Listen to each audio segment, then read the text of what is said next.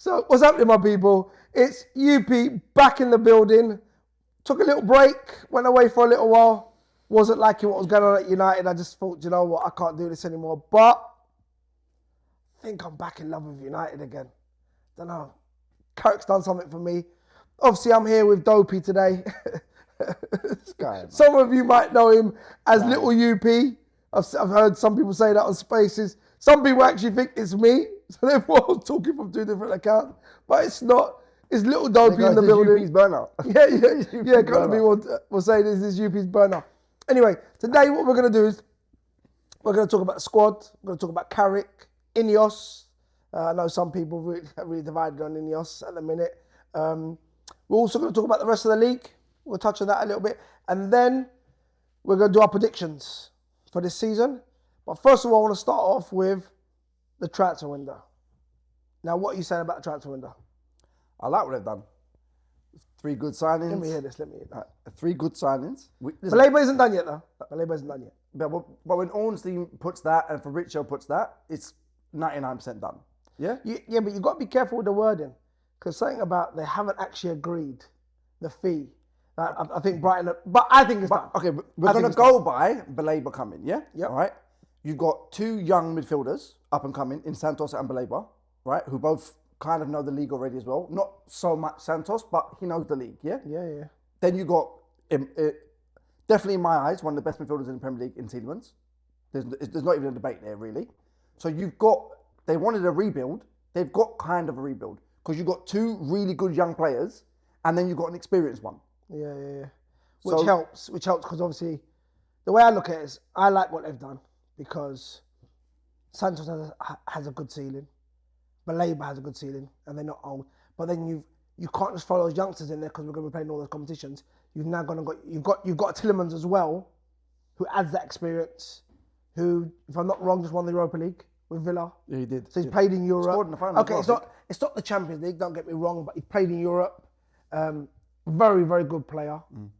Been in the league for a long time, so he's got that know-how. This isn't somebody who's coming. We should have got him in 23 for free. Oh yeah, 100%. Before he went Villa. You know, I said that. Yeah. I said that. I've even got a tweet out there. People can go and check. I couldn't believe United needed midfielders and they weren't going to get someone like Tielemans for free. Don't get me wrong. I liked the Ericsson signing because it was free as well, but you still could have gone and got him as well. He was free, so it just would have been good business. So with Tielemans, like I said, he's been in the league for quite a while. Where with Santos, hasn't been in the league for that long. Only really last season. Even though when he came in for Chelsea, he played well. So he has got some of the league experiences. And you know, I'll be fair. I didn't watch him much in France, right? But to be in the French league with obviously PSG, then Marseille, Monaco, Lyon, to be playing for Strasbourg, and then I think it was Young Player of the Year he got to get that and to be made captain so early for the club as well. Massive. He's got something. Yeah, he's definitely got something. There's got to be something about him. Definitely got something about him. So I like that. I like that a lot. Like I said, he's got a high ceiling. Baleba's got a high ceiling. Yeah, we know that already anyway. He's good on the ball. In the league. He can carry the ball. Yep. He's tough tackling. He gets about. Got a decent he's pass quick, on him as well. Got good pass on him. Got good shot on him as well. So and not we enough needed our players whack it outside the box. And you know what? We needed someone. That's why I was excited about. Because you know, I've never said, "Oh, Baleba, that's the player I wanted." But when I woke up and saw that, I thought to myself, "Do you know what? We needed someone like that who gets around." So I'm saying, knows how to tackle. He gets busy. We need to, because don't get me wrong. Obviously, you are sitting there. I've been saying it on Twitter for days now. Our business wasn't done. We're not only signing those 2 players. Our business is not done. Our business is not done. But obviously, some people were like, "Oh, it is. I'm not sure if we're going to get anyone." I didn't believe we was going to go in to the season. Yeah, with just those 2 signings and not have a midfielder. But then what was the reasoning for them taking this long? Baleba's there. Didn't go to the World Cup. We'll get onto this. But it's more about the transfers. How would you rate this transfer window so far? And do you think any more players are coming in? If it's just these 3, I'd give it like a 6 out of 10. Because I still think we need a left back. Agreed. Obviously, you get people going, "Oh, we need a centre back. How many need a striker? How many need this?" You can't get too many players in one window, yeah? Because we saw that with Liverpool. Yeah, you can't buy too many. But I think if we get a left back, takes it to about 8 out of 10. With Rashford coming back, I don't see us actually going for another striker. Yeah, unless Xerxes goes, which probably be a loan back to Italy or something like that. If that does happen, maybe we go and loan another striker as well, potentially. Centre back, I don't think they're going to get any other defenders than the left back. I think they're going to go get left back now. I think they're happy with Euro, Heaven, Martinez. We'll get onto the squad. Let's just stick to the transfers right now. We'll talk about the squad. If they get another left back, I'll give it 8 out of 10. For me, right now it's a 6 out of 10. For me, I agree with that. It's like a 6 out of 10. Actually, no. Do you know what? They've strengthened our midfield so much. I'll say about 7 out of 10. You go and get me a left back. It's a 9 out of 10 window. Because the only thing that will make it a 10 out of 10 was if you went and got a centre back as well, top centre back, and got rid of a couple of players. I don't think we need any more forwards. I don't care. Yeah, but if they're getting a top centre back, are they really going to go and spend big money on a centre back now when they're probably thinking Heaven and Euro is going to be out? And I've got no problem with they haven't. I'm just saying what would have been a 10 out of 10 window for me was 3 midfielders, a left back and a centre back. That would have been a 10 out of 10 window for me. I'd prefer a right back more than a centre back. I don't rate Man, I don't rate Dallo. Yeah, I know, but I've not got no. So yeah, the window so far for me, when we get Baleba done, I honestly believe we are getting a left back. I don't think they'll go in to this season because they don't look at Dorgo. But is it Lewis Hall or is it not Lewis Hall? I don't know. Because if he gets a new contract at Newcastle, if they throw the bread at him, for me, if Lewis he's Hall, a Geordie, so he might still stay there. For me, do you know what Shubs was saying that earlier on Twitter? He was saying about how his Geordie, I think he said his dad's a Geordie, like a Newcastle fan and all that. And I said, I honestly believe that if he signs a new contract, we weren't really in for him. And when I say weren't really in for him, because I know people will jump on that. What I mean by that is we might have inquired, heard the price, and said, no, that's a bit too rich for us right now. And cool. But what is his price though? Like, what do you think his price would be? You know how I feel, and people will laugh, and people will say, "What you talking about?" Blah blah blah.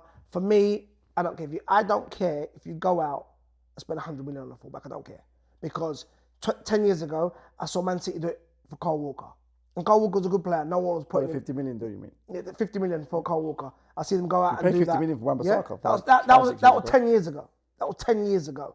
How many years ago is it now? 3-4 years ago, the Man City went out and spent 70 million on Guardiola. Is he a centre back? Is he a left back? I've seen him at left back. I don't think he's great. I've seen him at centre back. I don't think he's great. So it's okay with Man City done it. Apparently they went out and got one of the best. But now, 3-4 years later, we shouldn't be spending 70 million on arguably the best. I think 60, 70 million is a fair price for Lewis Hall. But you remember, if he does arguably the best left back in the league. If he does, okay, let's say he goes and signs a new contract, right? Yeah. Next season, you don't know what the situation is going to be in the league with other teams wanting a left back. So you potentially, you're at risk of not getting him next season as well. If let's say they say, all right, we'll get him next year. Yeah? Because we want the right player that we want. We'll wait for these players. We don't get him this summer. I said it earlier. We'll talk about it. I don't think we will. If we don't get him this summer, you're not getting him. But then you're going for like a David Raum or Salinas at Santander, wherever he is. No problem. I see a left back. They might turn out to be good. I need a left back. But I can't do that.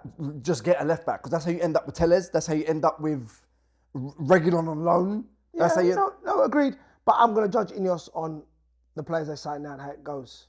So let's get onto the squad. Okay. And why I say I'm going to judge Ineos on. This is my opinion, how I've looked at it. We was briefed that Ineos are going to come in and they're going to sign Premier League proven. Why? I don't know. They didn't sign a single player from the Premier League first window. And in all honesty, if you look at that window and the 5 players that came in, which are Euro, listen, I'm a big fan of Euro.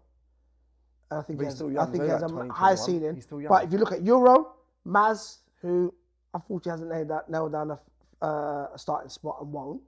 So you've been a bit underwhelming for me. Good squad player, but yep. Delict, who was doing well, sadly got injured. Hopefully, I'm hoping that was just that one injury and he'll be all right now. Let's see. And then you got Ugarte and Xerxes. If all those 5 players left this summer, you wouldn't have really batted an eyelid. No one would have. Yeah. Yeah, but that was all. They're not going to get you. That was all. So quickly. No. But I'm just saying, if they did, if all those 5 players left this summer, you wouldn't bat an eyelid, and none of them were Premier League proven. Okay. Where if you go to the following summer, they brought in Cunha and Bremo, both Premier League proven, and they've both been good. Yeah, fact. Sesko, I'm not sure about yet. Let's see. He's got potential. Yeah? Sesko's He wasn't got Premier League. potential. Another one that wasn't Premier League proven, and we're not sure. It's the coaching team's job now to get that potential out of him. 100%. He's got potential. But we've seen great loads of potential. players with potential. It might not happen. So, but like I said, we're not sure about him yet. He's done some good things. He's done some bad things. I wanted to give him time. He's so young, but I'm just saying we're not sure about him yet. At the moment, then I think he's better off the bench. this summer, they've signed 3 players from the Premier League, and if they was to get let's say Lewis Hall, all 4 of the players, I think they learnt from their first summer, and they've moved forward. Well, the Prem-proven thing. The Prem-proven thing. So when I'm looking at the Man United squad now, I'm looking at good goalkeeper. I'm looking at, you've got 2 right backs, Indalo and Maz, not a problem. You got centre backs in Maguire, De Ligt, Martinez, Euro and Heaven. Shaw can go left centre back. And then Shaw can go there. As long as you don't get any, hopefully we start fading away from this injury. We've been really unlucky with injuries as well. Yeah, but with Martinez and De Ligt, they're always injured. You get as a left back. Martinez comes back for 5-6 games. He gets injured for 10 games. But we have to wait and see. I'm judging everyone off this summer, off this season. So I understand when fans say they want a centre back for that reason. If you go and get left back now, you've got 2 left backs in Shaw and the new left back. Wish it would be Hall. Then I'm looking at midfield. With Baleba added, you've got a really good midfield. You've got 5-6 midfielders in there. What's the combination in midfield now? I want to see Carrick mix it up a lot. There's no way you can play in 4 comps and play the same 2 midfielders, sitting 2 midfielders week in, week out, twice a week. Yeah, but what do you think his go-to midfield I don't will know. be? I think it depends on how people play. What would yours be? Be honest now. Mine is... Both of them, all 4 of them fit. Because obviously Bruno's going to play regardless, yeah? Yep. So out of the other 4, fully fit, match fit, whatever, ready, whatever, whatnot, yeah? Who's the 2 you choose? Baleba and Kobe. But Okay, you know I why? agree with that. Because my whole thing is I would build my midfield around Kobe. That's how highly I rate Kobe. But I'm looking at it now as Kobe's not doing it. Or if Bruno's not doing it, you've got Tielemans and Santos to come in. And I love that because now you can move it around. Yeah, we ain't had a good bench for a long time. No, we haven't. And this is what I'm looking at the squad now. And I'm thinking to myself, okay, so we've got a load of centre backs. Let's see what happens to them. We've got 2 right backs. If you get another left back, we've got 2 left backs. We've got 5 central midfielders. And really, they were hoping on Mount not being injured. That's what they were hoping on. Mount not being injured. Unfortunately, but with Martinez and De Ligt, you can't sit there and hope Mount won't be injured. You could have added him. Injured. I know, but you could have added him to that as well. You got another player you could find in the mix. You would have had 6 central midfield, like people that could play midfield. Then I'm looking at left wing right now. I'm looking. You got actually, if I go across the whole attack, you can play Sesko in attack. If Xerxes stays, you can play Xerxes in attack, Rashford in attack, Cunha in attack, and Mbeumo in attack. You can also play, as attackers, okay. As a striker. Then you've got Mbeumo and Ahmad on the right. And Shea Lacey. Yeah. But I'll be honest with you, I think eventually they want Shea Lacey to come in as a 10. Possibly. Let's see. In pre-season, then you've got Dorgu, Cunha, and Rashford that can all play on the left. And then up front, Dorgu can play right wing. We just said how many players can play up front. That for me, I don't understand people crying. I'm looking at the United squad thinking to myself, we're probably in the best position we've been in years. I've not looked at the squad. We've always looked at the squad. Here's another question again. Everyone fully fit. What's your starting front 3? If those are the players that we just said, like we'll keep that nucleus of players for the forward line. So easy for me. Cunha, Rashford, and Mbeumo. Okay. So you think Cunha and Rashford can have the Martial Rashford kind of combination? It's not just having that combination. Interchanging on the left. It's not just having that combination. I've seen Rashford go out to the right. It might not be his strongest position. I've seen him go out to the right, as he even did it for Barcelona. I've seen Mbeumo go out to the left. Not his strongest position, but he can go out to the left. We've seen Cunha play down the middle. Cunha goes to the left. These 3 guys can interchange. He set up the goal against City from the right as well, Cunha, when he came out to the right. He went out to the right. Okay. He went out to the right. Actually set up Mounts from there as well. So you can Mounts was offside. You can actually interchange these 3 guys. They don't have to just stay in one position. Sesko ain't going out to the right or left. People like Sesko. Xerxes ain't going out to the right or left. These guys can actually interchange. And that's it. Do you know what? When I look at it, and I'm not comparing them to those players, but when I look at it, I think to myself, that's what Rooney, Ronaldo, and Tevez could do. Yeah, they could. I've seen Tevez run front 3. I've seen Tevez run. Not that he's going to play out there, but I've seen Tevez run down the right, and down the left, front. If you don't Rooney, go that far Rooney back, does the same thing. Even if you don't go that far back, you go last 4, 5, 6 years. the best football we've seen was under Ole, when he had Greenwood, Martial, and Rashford. Some people will disagree with that. What was better than that? So I'm just telling you, some people will disagree. That front three outscored the league winners that year in Salah, Mane, and Firmino. If you ask people, they say they're so great. Or Salah's the greatest here, and Mane was the greatest there. Firmino's the greatest. I said people defensive nine. No, I said people will disagree. Facilitator. People will disagree playing the best football under Ole. That front three, I don't care. Nobody can argue that with me. Nobody can argue that with me. That's the best front three we've seen at United for a long time. So where we played the best football then? If it's not under Ole, where's the best football been then? You know I think it's Ole. I'm just telling you, some people will disagree with that. Ten Hag, there was one game we controlled. That was Tottenham at Old Trafford. Stick to the squad. And we never controlled the game. So yeah, I'm actually looking at this and I'm thinking to myself, I'm really excited because the squad ain't down to the bare bones. And I'm going into this, I've said I'm going into this season. My biggest thing is everyone starts on a clean slate. Anyone who's followed me on Twitter or spoke to me on Twitter, Dallo, Ahmad, all of them, you know, they're two of the players I probably dislike the most right now at United. No, but I'm giving them a clean slate. For me, this is Ahmad's last season to show himself.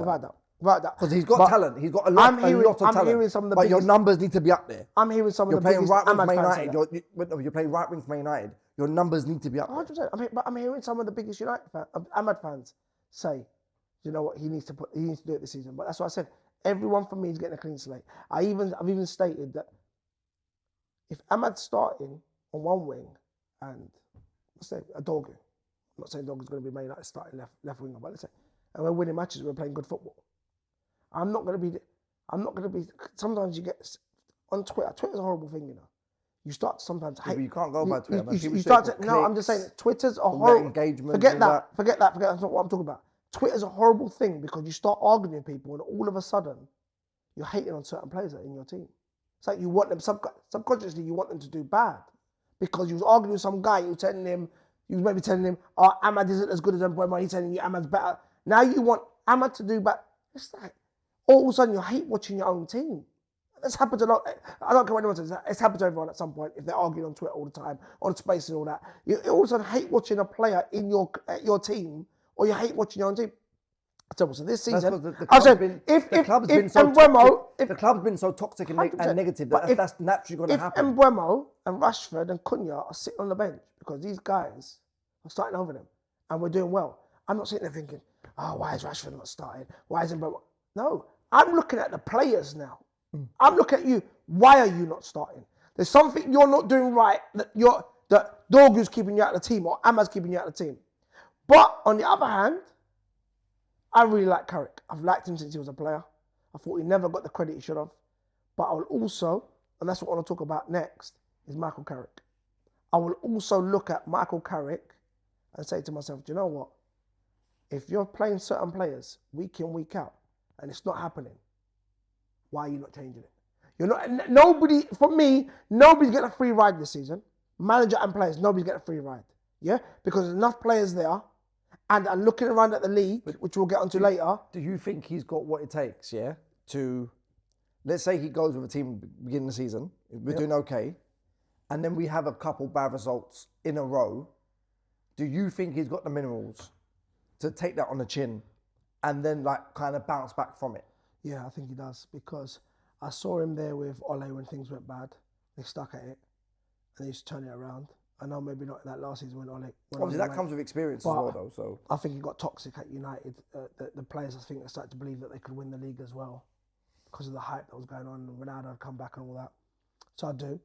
I saw us drop points in Newcastle. We bounced back the next game. I saw us get, because Kobe wasn't there. That shows you how important it is because Kobe wasn't there. But is Carrick having your Ole-like honeymoon period where Ole came in? Interim basis. I don't know. It went brilliant. I don't know. But do you think we're going to see that again? Ole, but the difference is Ole fell off really quick as well in that honeymoon period. Really quick. Carrick didn't fall off. Didn't Ole go 18 games without losing? 17 games, and then he fell off. Bad. Our last game of the season, we lost 2-0 at home to Cardiff. He fell off bad. Carrick didn't. All right, fair enough. And you know I'm a huge Ole fan, but Ole fell off. The first part started really well. Then it crashed and burned quick. But what happened? They didn't wait till the summer. They gave him the contract already. Because of the PSG thing and all that, they gave him the contract and then it crashed. I think they gave him the contract in like March. I could be wrong. I don't think they signed good players for Ole either. That's a different story. We're talking about the honeymoon period. We're not talking about what they went and done that summer. We're talking about the honeymoon period. That crashed and burned. With Carrick, it didn't. When people thought it might falter, it didn't. And the football might not have been beautiful, but I've seen so many excuses made for other managers. Oh, it's not his players. Oh, give him a couple of transfer windows. Oh, I heard it about Ten Hag and I heard it about Amorim. Give them time. They need to embed. The players need to learn their football, and it's going to take time. Give them time. But with Carrick, nobody wants to give him time. Why? Because he's not fancy. Do you know how many people right now hating Ineos because they're stuck with Carrick? Those same people loved Ineos when they were sticking with Amorim or sticking with Ten Hag. But it's like you said about the player for player thing, and you end up hate watching your team or hate watching a player. It's become like that as well. People, certain sections of the fan base love a certain manager. And a big problem with United fan base as well is they think every manager that comes in, they have to back that manager like he's going to be Sir Alex. He's the next coming of Sir Alex. Do you understand? Where sometimes if a manager's not showing you nothing, like Amorim for example, right? He didn't show us anything worth backing. There's not a single game I can sit and tell you where he showed me up. Do you know what? He's got something about him. There's not a single game. Guy turned up in a Moncliz and everyone went mad. At least with Ten Hag, there's been certain games with Ten Hag. I don't know what it is. Say, all right, you know what? I might back this football. I don't know what it is. He turned up in a Moncler and everyone went mad. I don't get it. And started telling Man United fans we had to suffer and all that. He started using the word suffer at AC Milan as well. He wants to get rid of all their players as well. Ineos, what do you think of them? Be careful what you say. Nothing to be careful about. I like what they're doing. That's my people. Be careful. They're not being held to ransom. They're going for players always United tax. They're saying we don't care. I think maybe this summer they did have a certain list, let's say, but you can have a list of players that you want. But it's not about not getting them. If that club then who's selling that player gives you some ridiculous fee, or the player's agent is giving you ridiculous wages that the player wants or whatnot, then why should you just bend over and give them what they want? Don't make a pause. Yeah. But why would you? Don't make no sense. I think they're moving shrewd. I think they're moving quite clever. And also, there's no more leaks at the club. Did you just use pause? There's no more leaks at the club. Did you just use pause? What are you doing? Did you just use pause? Well, you need to grow up, man. Did you just for the first time in your life use pause? 1 second. You need to grow up. It was a pause, but you need to grow up. This whole streaming thing's getting to your head. You need to pause. Said. You need to pause. Pause. Noted. Yeah, go on, Karen. What you saying? What is he doing? Seriously, what is he doing? He said pause. First time in his life. Notebook, bro. Anyway. 1950 or something. It's been noted. Huh?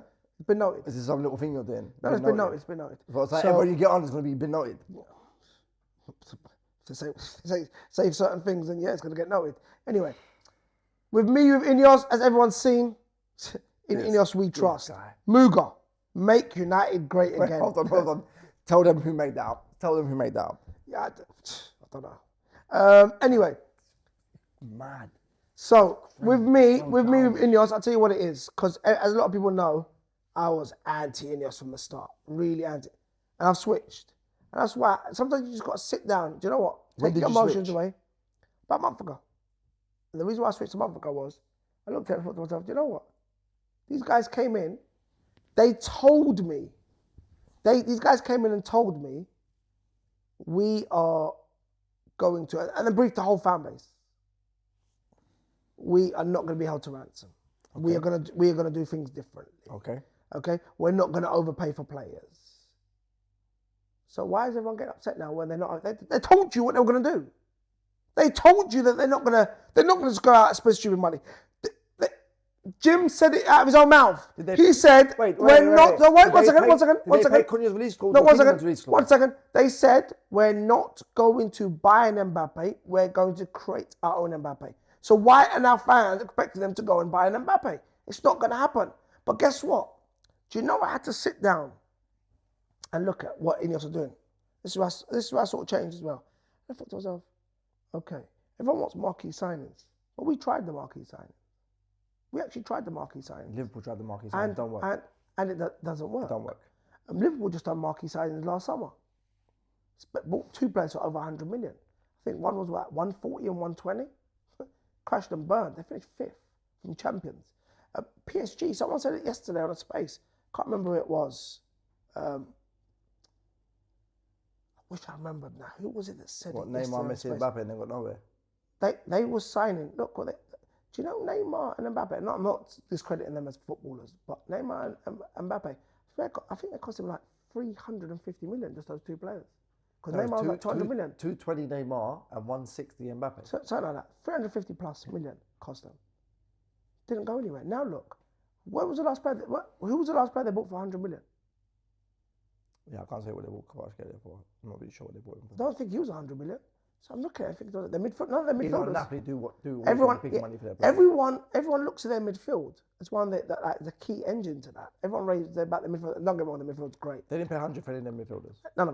None of them cost. João Neves was 60. None of them cost 100 million. It's like, okay.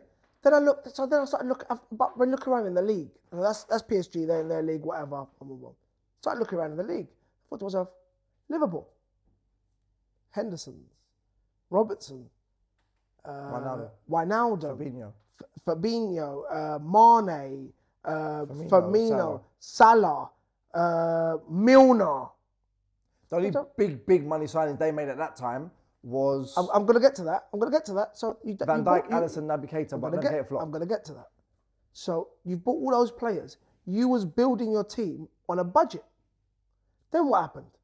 When you thought your team's ready, I think it was because they lost in the Europa League final or something. When you thought your team was ready and you're knocking on the door now. Oh yeah, Sevilla beat them 3-1, yeah. You go and buy Van Dijk and you get Alisson. And no, then obviously... They waited for Van Dijk though, because they wanted Van Dijk that summer. And they didn't get Van Dijk, so they didn't go and panic buy. Like what some United fans want you to do. Oh, if you don't get Fernandes, go and spend 140 million for João Neves. Like, panic buy, yeah? But they didn't do that. Liverpool waited. So for me, they identified, we're strong in attack, we're strong in midfield, our defence is good, but we're missing a centre-back and a goalkeeper. And they went and got it, bam. Won the Champions League, won the league. Not the same season, because they're not Man United, but they won the league. Won the Champions League, sorry. Season after won the league. Yeah. They're not built like us to be able to win those 2 trophies in the same season. Anyway. Then, I look at Arsenal now. Cool. How many of their players were big money? I think one of their biggest signings, before the signings of Declan Rice and Gyökeres and all that, one of their biggest signings was Ben White for like 50 million. But other than that, Odegaard I don't think was in even 50 million. I think it was less than that. Gabriel wasn't that kind of money. No. Saliba obviously wasn't that kind of money. Saliba wasn't that kind of money. Saka's their own player. Trossard wasn't that money. Martinelli wasn't that kind of money. Their own player. So I'm looking at it, thinking to myself, hold up. I don't think Mikel Moreno or anyone like that was that kind of money. So I'm looking at Arsenal now. Oh, so you guys... You can even put Gabriel Jesus and Zinchenko into that. Yeah. Because when they got them in the 22-23 season, that summer, that's when they first started. There we go. So now I'm looking at Arsenal, I'm thinking to myself, oh, so you guys built a competent, good team from goalkeeper to striker. You got a competent, good team, and you had a couple of holes that you thought, okay, and good opportunities came up. Declan Rice, we need that solid midfielder, but when I got Declan Rice. And he wanted to join them now because he could see what was going on there. Okay? I think most people could see that there's something going on at Arsenal. Okay, but bring that back to Ineos. And then, what happened? I'm going to come back to Ineos and mention it. What happened? They just lost out on the league and they felt like they needed a striker. When they got the big signing, the big money striker as well. Won the league. For me, I feel like that's what Ineos is doing. If you've got a budget of 200 million every summer, yeah, roughly, that's what clubs mainly spend, let's be honest. What Liverpool did, because they didn't spend the summer before, they went mad and they messed it up big time. So I look at it as you've got a budget of 200 million every summer and you go and spend 130, but you need to make at least 4 or 5 signings because we know signings, and like I said, I'm giving everyone a clean slate, but signings haven't been great over a decade now. I actually think longer than that. I think a lot of the signings weren't great when Alex was there. Yeah, the Van Persie was good. But you're talking about Michael Owens, Obitans. It was Bebe. Bebe's and even... Obviously, a lot of fans love Antonio Valencia and all that, but... That's not... You can't go from people like Cristiano Ronaldo on your right-hand side to Valencia. I'm sorry. Yeah, that's fair enough. Yeah? That's a fair point. Chris Smalling, Phil Jones, or if you say Ronaldo on the left now, you're going to Ashley Young. I'm sorry. No disrespect to those players. They've done good for United and they won trophies for United, all that. I get it, won leagues and all that. But no, you can't go to that. So remember, if you go and spend, let's say we go and spend 130 million this summer on Elliot Anderson, so now you've only got 70 million to buy another 2 central midfielders and a left back. Do you think Bale was better than him? Don't know. Only time will tell. I don't know. Here's a question. Do you think Tielemans is better than Bruno G? Yeah, I don't rate Bruno G. I don't rate Bruno G. I can't say you don't rate him. He's a good midfielder, bro. Come on. I can't say I don't rate a player. Okay, cool. You don't rate Bruno G? Where's the player police? I don't rate him. That's I think he's a bog standard player. Bog standard? Yeah, Bruno G? He's a fancy... he's a fancy Longstaff. He's a what? Fancy Longstaff. Fancy Longstaff? Yeah, he's a fancy Longstaff. Man. He's got a fancier name than Longstaff. He's a fancy Longstaff. Gets a bat. Yeah? Pops one, scores a goal once in a blue moon and gets a bat. Okay. Bro, he's like a... I think Tielemans is better than him as well, by the way. But however, to say he's bog standard, he's like a Danny Drinkwater. You call yourself a Premier League football fan? He's Danny Drinkwater on steroids. He's Danny Drinkwater. Yeah, on steroids. And that is disrespectful, Danny Drinkwater, because at the end of the day, he's got Premier League title. See what I got to put up with. Anyway. See what I got to put up with. So for me, I'm thinking, all right, you can't go out. Anyway, let's get back to the proper conversation. You can't go out and spend 130 million on Elliot Anderson and then now have to sign 2 more midfielders and a left back with 70 million. It's not feasible. Then that's when you end up with a job half done. What are they doing right now? They're building a competent team and a team, and they're not signing players that are too old. They're bringing in players that are good. Other than Tielemans, I think Tielemans more in for price and what he can add for that price. Yeah, for me, it's the experience. What he can add for that price, the experience, the know-how. And you know what? And he's a really good player. I don't know if I've read a quote once that he said it or something like that, but like he says, like you look at PSG and the way they keep the ball, but they can also play in transition and everything. Their counter-attack's crazy as well. With the Tielemans signings, it looks a bit like that he wants the midfielders who are ball-playing midfielders first and foremost. Yeah. So they can, like Bleiberg is strong on the ball and whatnot, he can carry it. And Santos looks like he's got a good eye for a pass and everything like that. So, but he's got a little bit tenacity about him and everything, Yeah. But he wants them, like I said, to be good on the ball first. Whereas United fans are going mad saying we need a 6 and then an 8 and then a 10. When you go for that 6, you end up with Ugarte. You end up with Ugarte. Let's be honest. You want midfielders that are all round. Look at PSG's midfield. They're all rounders. They're all rounders. So for me, give me a ball player first. Why I've changed with my Ineos stance is, I think they're building a team. Maybe the team won't win you the league, but guess what? If 9 out of those 11 players, building blocks though. If 9 out of those 11 players are great, doing really well. I'm not talking about, when I say great, I don't mean world class. Not every player in Arsenal's team is world class. Not every player in PSG's team is world class. Don't care what anyone tells me. Not every player in teams that have won the league for Man United are world class. But you build a team that's great and they're doing well. 9 players might be really good, and you've got squad players. And then what do you go and do? You go and sign those 2 marquee signings that might push you over there. And that might be a striker. If Sesko, let's say Sesko doesn't, it might be a striker. You might need a striker and a centre back. And that pushes you over that edge. Because I really like our goalkeeper. And that's why I'm thinking, I'm just sitting looking to myself thinking, okay, if Ineos carry on getting the signings right, because it ain't going to happen over 1 or 2 years. So Arsenal, it take 5-6 years Arsenal been building that.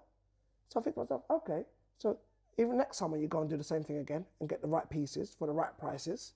And then you're not being held to ransom anymore either. So prices are slowly coming down on players. I love that from Ineos. So they're slowly bringing the prices down on players. No, but remember, if you're challenging, what fans forget as well, if you're challenging, see, like, say, Matheus Fernandes, so many fans wanted him, If we was actually challenging Arsenal City for the title last year and we lost out by like 4 points off Arsenal and 2 points off City, or something like that, right?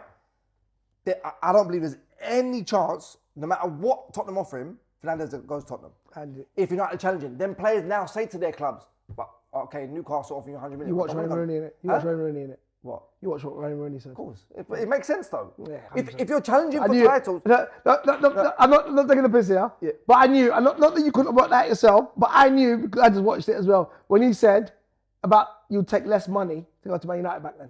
You'd actually take less money. You're telling your club, I don't care if they offer you 100 million, I'm not going to that team. You might have the odd player here or there that go for the money or whatever, but if you're forget being a Man United fan, if you're a footballer in the Premier League and Man United team that's winning titles or look like they're about to win a title comes knocking on the door, you might take a little bit less money and say to the club, I want to go there. Because you're going to think, as a top player... You've got Declan Rice as a prime example, yeah? Right? Not as in that sort of way, but at the time, we was heavily linked with him and Arsenal heavily linked with him. Arsenal hadn't got him. He's not because he wasn't picking Man United. He wasn't picking United. And I hate to say that because I love United. I hate to say it. And after what he said, I'm happy we didn't sign him. Yeah, I think, like you said, would have blown the whole budget anyway. So I'm happy we didn't sign him. But Elliot Anderson, he had to pick between City and United right now. He's not picking United. Let's be as United fans. I hate saying it, but as a United fan, you're not picking United right now because they're in turmoil. Are they going to challenge? Are they not going to challenge? Okay. I don't know. And it's a bit different to Arsenal because they're a bit more. I think there's a little bit more stability right now at Arsenal than there is at City. Only because and when I say I don't know, it's because Pep Guardiola isn't there. If Pep Guardiola was staying, and Rodri, for example, if Pep Guardiola wanted to team them two together and say, and buy different midfielders, and you're going to be my midfield trio, whatever, blah, blah, blah. Then I think, as much as I hate to say it, I think he definitely goes there. But right this minute, with Maresca and Rodri leaving and all that. Then apparently he was in for Semenyo in January. You think he was going to do up wing back for Amorim? No. When he's got a chance to go and play for Pep? If Pep was leaving or not? I know. There you go. It was a no-brainer. But, like you said, if we're knocking on the door this season, get really close, and then even maybe the following season, then when you go for one of these players, they'll take less money. Obviously, if we say successful season, we say we want to win the league. Yeah, we go into every season because we grew up winning the league almost every year. So, but if you say this season in a realistic kind of way, yeah, what would be success to you? What would you say? Do you know what? I like what we've done here. Let's kick on next year. What's realistic to you? People are going to hate me saying this, but that's because I look at consistency being a key factor for me. Okay. And like I said, people might not like me saying this, but I've had to come to terms with reality that if this isn't the Manchester United that I grew up watching with. It's not Fergie days, Man United. With Fergie and all that. It never will be. So, if we was to finish second or third, obviously I prefer second. Comfortably though. Yeah. Not this, you're going into the last 8 games, you look at the fixtures thinking, all right, if we beat them and they draw with them and whatever. No, I'm talking about comfortably, we know. If you're flying and you're there and there, it's the other teams that are fighting for the other places. Yeah, okay. Right. Not really. You have to really crash and burn. Top 3, yeah, go on. So second or third, and depending on draws as well, and a bit of luck, quarterfinals of the Champions League, and maybe a couple of good cup runs with the others, or if we got the Carabao Cup, a really good cup run in the FA Cup. I don't care about the Carabao Cup. Not do I. Play the kids. I cannot care about the Carabao Cup. And maybe a semi-final in the FA Cup, whatever. That's that for me. I say, okay, we're building something here. We're building. But what I need to see within that as well to say, okay, this was a successful season, is we're beating the smaller teams comfortably. When I say comfortably, just so people don't think, do you think we're going to win 4 or 5 every week? No. You can win 2-0 and it's a lot more comfortable. Yeah, because you're never troubled. Like 2-0 against City at Old Trafford, we was never troubled. They had one chance the whole game. Nico Riley header from a corner. Yeah, so if you're playing against small teams, you might only concede not even a big chance, half a big chance to one of the small teams. So, and you're dominant. Possession-wise, chances-wise, you scored a couple of goals. You won 2-0, could have easily been 4 or 5, and they never really threatened you. That for me, that's a successful season. Here's the question for you. See, with Bruno, yeah, divides the fan base, right? And divides a lot of opinions in the Premier League, yeah, right? With these midfielders coming in now that can play better football, can control the ball better. We're going there. Huh? We're going there. Just to answer the question, with trying to be positive. Huh? I'm trying to be positive. Don't do that, yeah? Don't do that. Assist records, son. Let's not go there anyway. Let me finish what I was saying. With better ball-playing midfielders there now, do you get a better Bruno now? No, I don't think Bruno could change. I don't think you want to change him. He's got to play. I mean, controlling the ball better.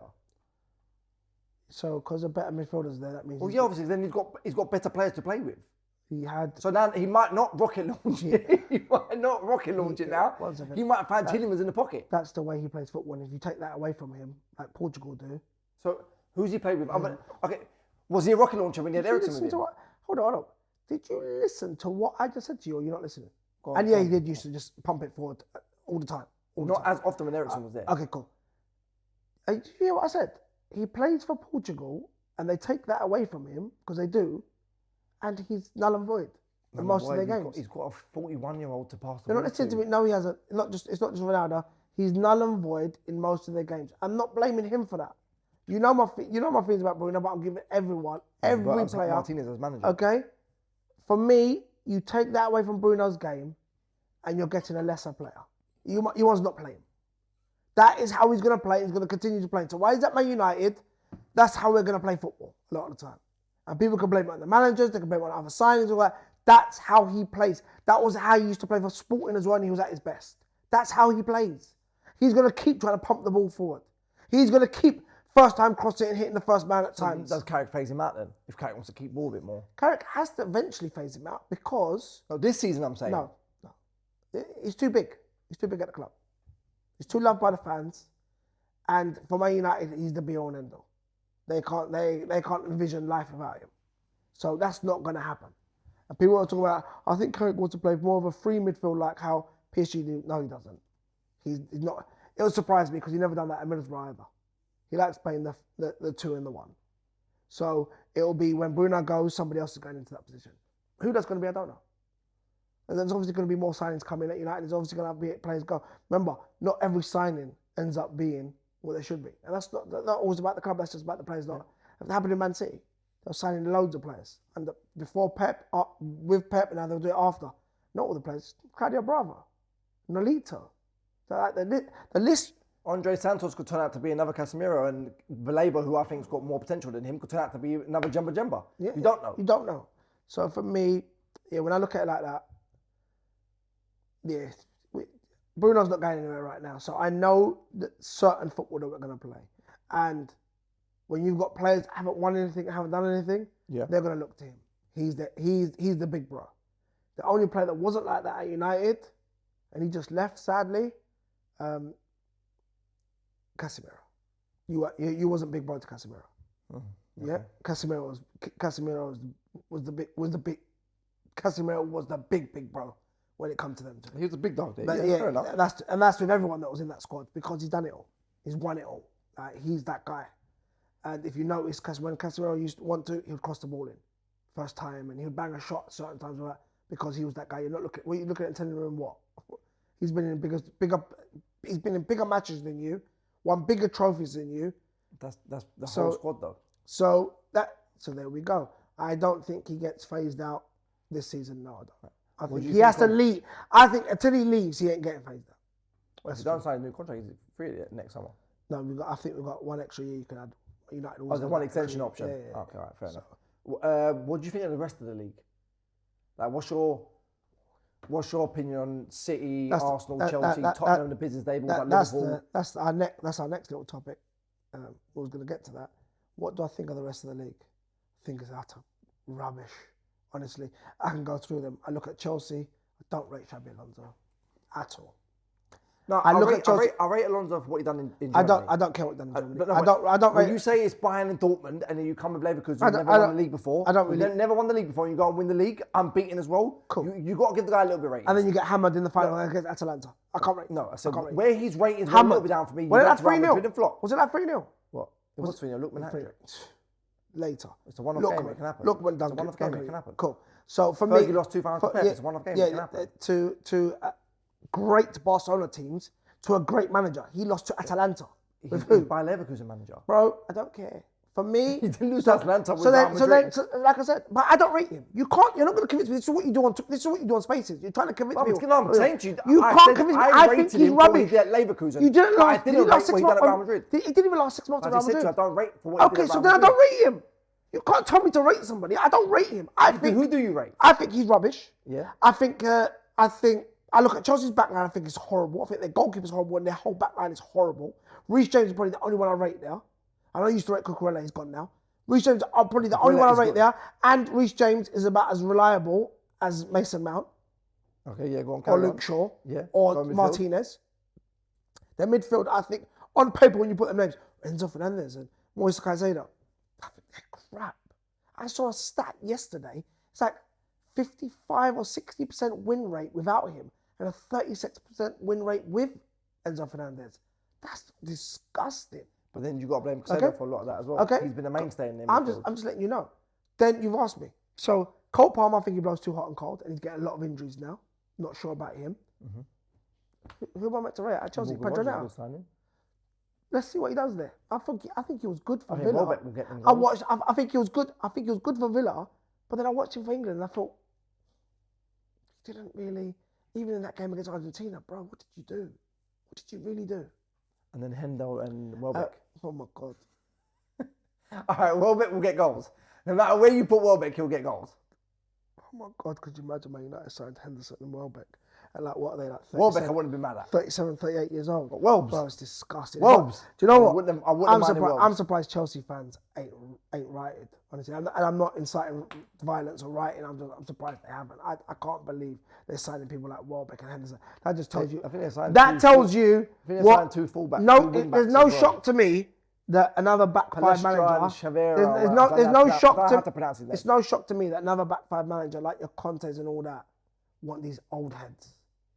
That they know, bro, it's horrible. Then I look at Liverpool. Iraola, you know I like him.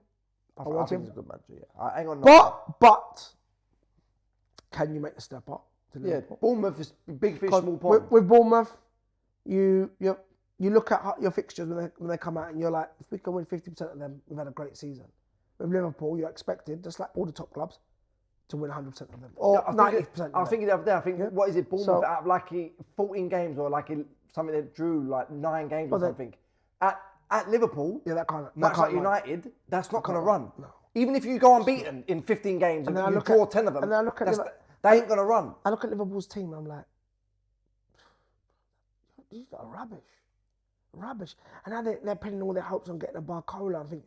And you know what? No, but they're linked with Minter and I'm today. not. Oh my God, Minter! Is that really what you man are going for? You went from Mane and Salah to Minter, and the thing. And the thing about Barcola, yeah, good player, yeah, but I don't think he's wow. I think you're part of a great team in PSG. For me, you're coming from a team now, PSG, where you're beating every team. You're beating 95% of the teams you're playing against. You're beating comfortably. Okay. Yeah, and you're around winners, and there's so much squad rotation. You're now going to Liverpool where you're going to have to roll up your sleeves and fight for top 4. So there's a big difference knowing that we're probably going to win the treble this season. About Barcola now. Yeah, I'm talking about Barcola. Okay. There's a big thing we're competing for the top prizes, and we're playing against any team we play against. We're probably favourites. So now you're playing for top 4. You got to roll up your sleeves and really dig in. It's a fair point. I can't. I rate him highly. I think he's got a good future ahead of him. But I'd hate to see him at Liverpool. So do you understand what I'm saying? So if he does, I'm hate watching. That's him. Then I look at Spurs up, bro, please, because they've signed a few players. A team that finished back to back 17th, and I meant to the Zerbi's there. The Zerbi, who couldn't do nothing in France in a one-horse race with Marseille, is now going to come and get it going in the Premier League. What I find funny about the Zerbi fans? Drop me out. Wait, do you know what I find funny about the Zerbi fans? Yeah? They'll say to you, oh, look what he did with Brighton. He had them playing this amazing football.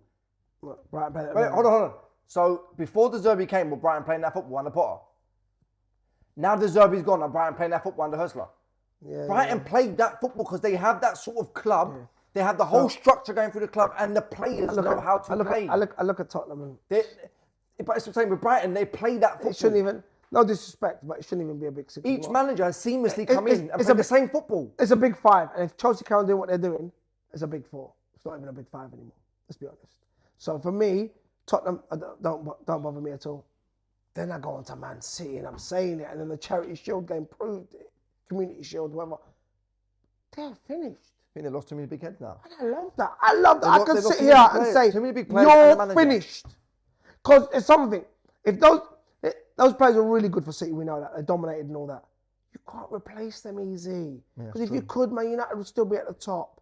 Barcelona would still be winning It's the manager- Champions it's the League after manager- Champions League. It's the manager as well. Bro. It annoys me when people say, "Oh, Maresca was there when Pep won everything, and Maresca, I think, won the treble with them and all that as well," right? Carlos Queiroz won loads of things with Fergie. Steve McLaren won loads of things with Fergie. But when they went on their own, they couldn't do nothing. Yeah. So for me, Maresca's garbage. And that's it. I look at it like this. Your two best, Brian Haaland, who I don't think is the greatest footballer, machine of a goal scorer. Bagsman. Yeah. Absolute bagsman. That you can't take away from him. You say he's not a good goal scorer, you're just talking crap. It's not even point of having a conversation, yeah? Like the idiot that said Xerxes better than, more talented than Rashford. Like, please, I can't conversate with people. I'm not gonna. Yeah. I'm not even going to say that. So your best players, what was told as well when they went for that rocky patch, as well, remember when they couldn't win a football match and all that, it was Rodri their best and most influential player. You've lost him, and then you've lost your greatest ever manager, which is Lost Bernardo Silva Premier as League. well, still a big, Premier League. But losing Bernardo Silva is also a big thing as well. Premier though. League, top The 2, top 3 experience, manager of all everything, time. He holds the ball well, still. So you've lost your best player, and you've lost your greatest ever manager, one of the best managers we've seen in the league. Love it, like it or not, that's the truth. Yeah, it's facts. That's not easy to replace. We saw it at United. You can't just replace that overnight. So I'm looking at them. I think that. So when I look around the league, I say, all right, Arsenal, you're in the best. But other than Haaland, You're in the best position. Other than Haaland, I don't know who you're meant to fear at City. I don't know who you're meant to fear. Their wingers, Because I don't rate Doku like other people do. Garbage. I think Garbage. he don't get enough goals and assists. I think he can be a good player on his day, like when he ripped Liverpool started last season. He can be a good player on his day. But again, it's when he's on his day. Yeah. So Menu, I think, okay, he's a good player. He's not bad, he's quite a good player. I think Nico O'Reilly's a good player as well. Elliot Anderson, we'll see. But there's no player there, other than Haaland, there's no player there, I think, if he has a really, really good, we're in trouble here. Foden, I don't rate him. He's been awful for 2 seasons now. From winning Player of the Year to now being awful for 2 years running, I can't rate him anymore. I look at Arsenal and say, all right, do you know what? You're the league champions. You just bought a couple of players with Premier League. I said to you, I don't rate Bruno G that much, but he's going to be a steady player coming in for them. And I've just seen they've signed Konza as well, adds to their defence. Yeah. So I'm thinking to myself, okay, your favourite. Yeah, but Arteta's doing too much of this defensive stuff, man. Good luck to him. I'm not interested in that. I'm just saying. I'm just saying. So, you guys are the defensive favourite. football. You guys are the favourites, but you've been working. Arsenal are clear favourites. You've been working on that project for 5-6 years. You should be. Then I'm looking at that. And now your manager's the most experienced winner in the league. Then I'm looking at the rest. I'm thinking to myself, this is the best chance for Man United to get it right over the next 2 or 3 years. And at some point, the title could just fall in your lap. Honestly. Do you think the Premier League needs that Arsenal United rivalry again? Do you know what? Yeah, I think it needs that. I want to see it. I'd enjoy that. I want to see that again. Because I would enjoy winning it against them, and watching my players. Crip Walkers again? No, Millie Rock. All I ever says, or just to see ever post something about his babies or something like that. I'd love to see Millie Rock on their ground again. Yeah, that would be. The rest of the league. Then should we do a prediction? Yeah, we're definitely doing it. Are we doing a whole league or should we do that top 6? That was our next one. I think we'll go top 6. You can add in who you think might get relegated, but I think top 6. We're going to do the whole league. Come on.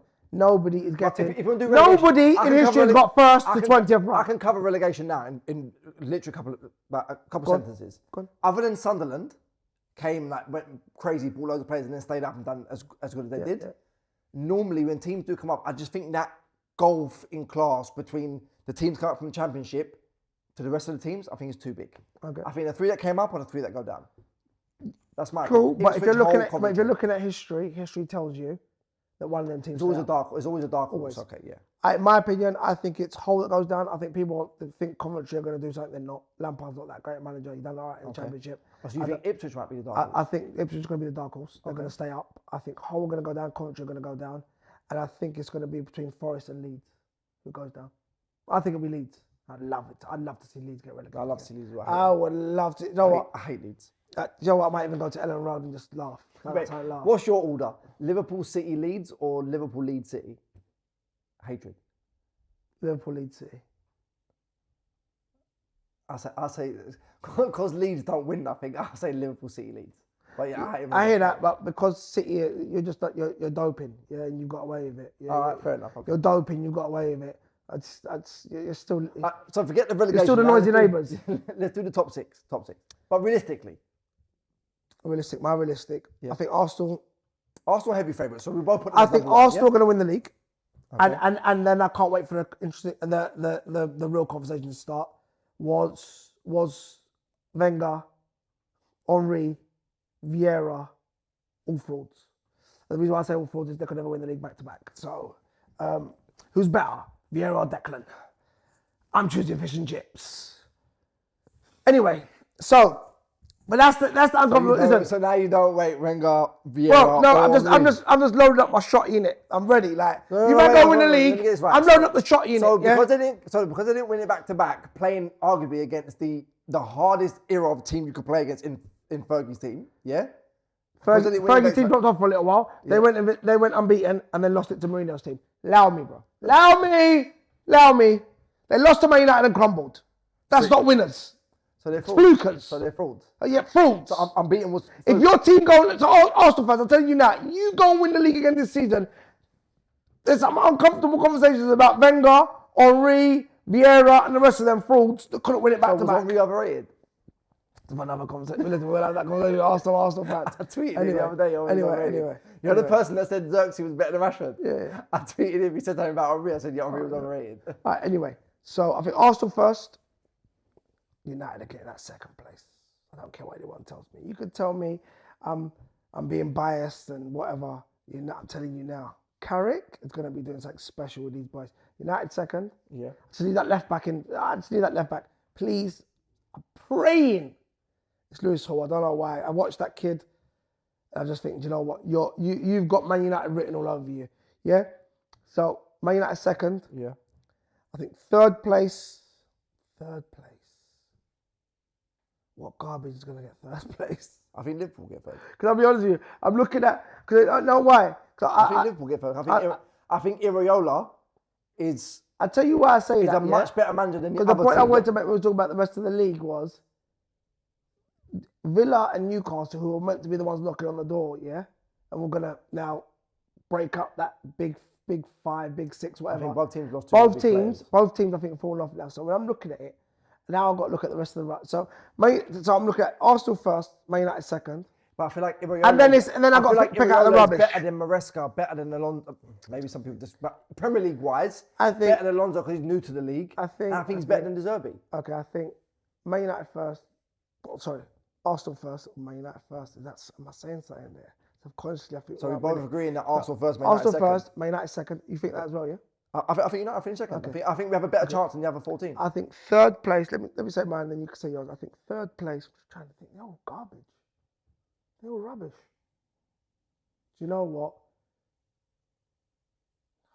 Liverpool are rubbish. But I'm saying, look at it. Okay, listen. Look at it from this point of view. Yeah, Alonso is his first season in the league, so I think he can get top 4, 5 potentially. Yeah, because it's still Chelsea at the end of the day. But I think it's going to take him a while to learn the league first. Yeah? Right? So I don't see him come like how some Chelsea fans think they're going to cut it because he's done it with Leverkusen, but they forget he flopped Real Madrid. Yeah? So I think he'll come in and learn the league, but I think eventually he will come good. Right? So, but I think Iraola, out of the other managers, take away Carrick and Arteta, out of the other managers, I think Iraola is better than them. Okay, Arsenal first, Man United second, Liverpool third. Yeah. City fourth. City fourth, Chelsea fifth, Tottenham sixth. You got Tottenham sixth? Yeah, I got Villa sixth. I ain't got Tottenham in the top 6. So what's your top 6 then? I just told you. Arsenal, United, Liverpool, City, Chelsea, Villa. So where do you think Tottenham finished? Like 10th. I don't rate their team. I don't rate them at all. It's a big statement. Wait, hold on. 9th to 12th, Tottenham will finish. 9th to 12th. That's interesting. 9 to 12. All right. Remember I said it. You got it. Remember I said it. I don't rate De Zerbi at all. I'd love to see. I don't rate him at all. You've gone to Marseille, who are, other than PSG, the second best team in France. Yeah. You can't tell me they're not better than Monaco. You can't tell me they're not better than He didn't even get second last season, did he? Second then he got sacked. What about the first season? He got kicked out. They booted him out. Yeah. He's first season. He got second that season, didn't he? his first season there. I just don't rate him. I don't rate him at all. I don't rate him either, but I think I don't rate him at all. I think look at the league. I think maybe Spurs, with all the signings they've made, can maybe. it's too many players at once. Yeah. Too many things, too many signings have to be good in order for like them to have. They've got a new left back. They've got 2 new centre backs. They've got 2 new midfielders. They're going to have apparently 2 or 3 new forwards as well. So you're talking about a whole new team. Yeah. And people think they're just going to come in and blow people away because they've got De Zerbi as manager. All right, so that's our sum up. Obviously, guys, I can't wait for Saturday. 12:30, sorry, away. Tricky. Listen, tricky. But I think we beat. I honestly think we beat Ain't Hull. nothing tricky. We've got Tielemans and Santos and Bruno playing. Nothing tricky about it. I'll tell you what's going to happen, right? Hull at home. First season back in the Premier playing against United. Come out 10, 15 minutes, gung-ho. They're going to go for it. They might even nick a goal, potentially. Could do. And then we're just going to take over. You're going to see Bruno and Tielemans just start knocking it around. Start dictating the tempo. And that's it. 3-1 United. That's my prediction. 3-1 United. I think 4-0, 4-1 in that game. And I actually think we're going to win 4 and draw 1 out of our first 5 games. Win 4, draw 1. Where's the draw? Everton. I actually think City will be easier than Everton. I don't know why I think Everton will be a tricky game. Oh, you think we'll pop Fulham off the park? Fulham, come on. With Arbeloa? Wait a minute. Arbeloa. Oh my God, bro. They used to look good under, what's his name? Marco Silva. Marco Good Silva. man. He's a good man. Yeah. I rate him higher than De Zerbi. Good manager. They used to look good under him. But, bro, let's be honest. That's Fulham. Allow me. Come on, please. So, yeah, I think 4 wins and 1 draw. I think we beat Hull. I think we beat Ipswich. We draw with Everton. And that's when, you know, all the crying comes out. Fucking, like, give them a Kleenex, bro. Like, come on. Like, all the, you know what United fans are like. And you know what? That's when. Right, remember I said this, guys. Man United's first draw or loss, go to Twitter. Yeah? Go to Twitter. Get yourself some good popcorn. Some really nice popcorn, yeah? Get some nice drink. Sit there and just listen to these guys, these tacticos, cry on spaces. It'll be so funny. Let me tell you how Carrick should have done this and he could have played that this and he could have done a 3-1-6 build up in the transitional play Do you know what I want this season? Bro, allow me, please. There's nothing in football I've wanted more than, I don't know why, but because of the way Twitter is, I've never wanted a player, Fernandes, to flop more. That's Mateus Fernandes. Oh, yeah. And I've never wanted a manager, De Zerbi, to flop more. That's all I'm thinking about United now and I'm just like, the meltdown. But yeah, I think it'll be win-win, draw, win-win. That's what I honestly think. Draw, win-win. All right, so obviously Hull, Ipswich win, Everton draw, then beat City Old Trafford, and then go away to Fulham and win. Okay. That's what I think. Anyway, guys, if you like what you watched here, please like and subscribe and click that notification button. Send us in some comments as well. Yeah. Do you know what? Other topics you want to do, other videos, things you want to do in videos, football drafts, you know what? mafia, that sort of stuff. If there's questions you want to ask us as well, you can DM us or ask us. You can leave the question under this video, and what we're going to start doing is reading some of these questions and actually replying to them. So obviously you know his handle, Unofficial Pundit. My handle, By the Fans. On Twitter, it's actually Unofficial Pund1. He's running the By the Fans. So yeah, you can DM us, you can tweet us, or you can leave the comment under this video and just ask us questions. Thanks, guys, and yeah, look out for our next one.